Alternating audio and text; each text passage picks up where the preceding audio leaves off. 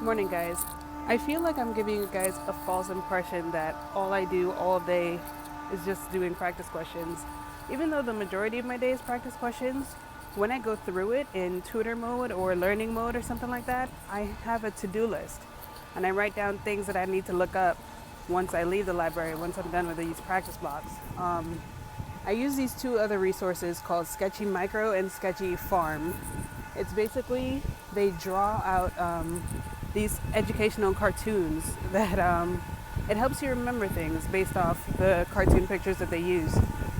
So basically, I would write down in my to-do list to look up a certain drug or a certain microorganism, and then when I get home, instead of watching like a TV show or something, I would watch those videos.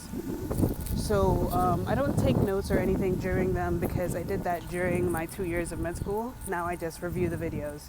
Usually they're like 10 minutes, some can be 5, some can be 20 minutes, it really depends.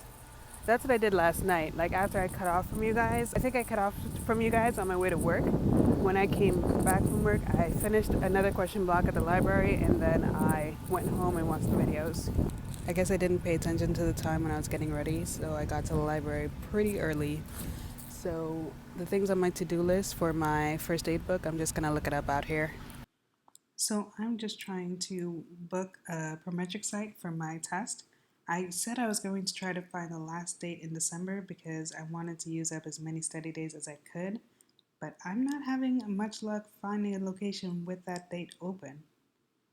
I found a site that's kind of sort of far from me. It's going to take me like 3 hours to get there, and the latest date they have is the 16th. I'm going to take it since there's nothing else. I still have a few minutes until the library opens, so instead of just sitting down and living a sedentary lifestyle, I'm walking around doing flashcards on my phone. So now I decided to take notes while reading the vignette and decide on an answer before I actually scroll down to see the answer choices, so I won't be able to talk myself out of an answer because I already came up with the answer. So I just did that on this last block, and it was a really good block. There were some things I missed a tiny detail in the vignette, or I forgot a fact or something like that, but overall, really good block. Another thing I forgot to mention to you guys is that during my drives, like because I have like a 10-minute drive home, like a 15 to 20-minute drive to work, I listen to the lectures, the same lectures I talked about on Sketchy Medical, which is Sketchy Micro and Sketchy Farm. I listen to those in the car, so I cross things off my to-do list before I even get home.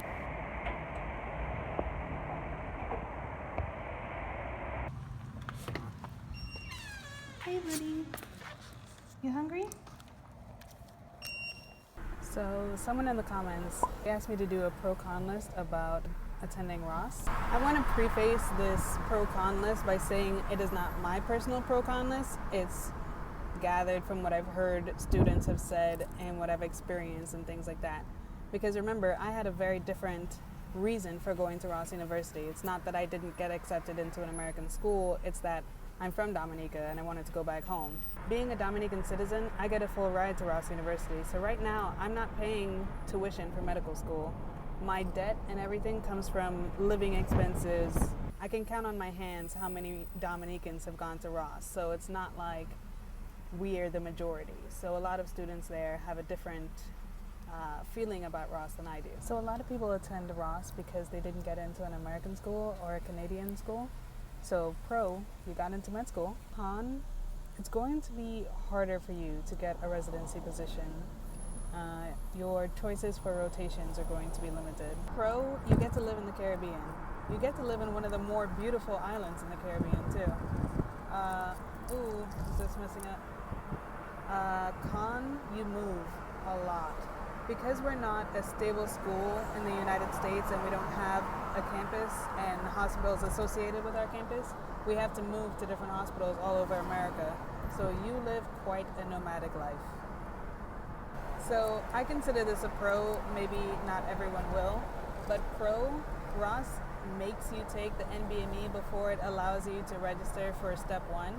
So when you do actually get to register for step 1, you know you're ready for it because you just passed the NBME. Some might see it as a con because they want to just move on with their life and just go straight into taking step 1. but I see it as a pro because it makes sure that I know what I'm talking about before I head into step one, because you can't redo step one. Another pro, RUSM gives you the option to redo the NBME 4 times. I changed the angle of where I put the phone when I record, so now people think I'm recording them driving, and they're giving me very, very dirty looks. It's not you, ma'am, it's me.